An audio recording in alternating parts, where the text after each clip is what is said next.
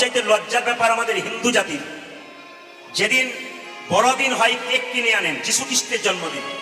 বাচ্চারা জিজ্ঞেস করে, বাপি বাবা তুমি কেক কিনলে কেন? ওরে আজকে যিশু খ্রিস্টের জন্মদিন, বড়দিন, আপনারা জানিয়ে দিন। কিন্তু সবচাইতে লজ্জার ব্যাপার, দোল পূর্ণিমার দিনে ছেলেদেরকে পিচকারি রং কিনে দেন।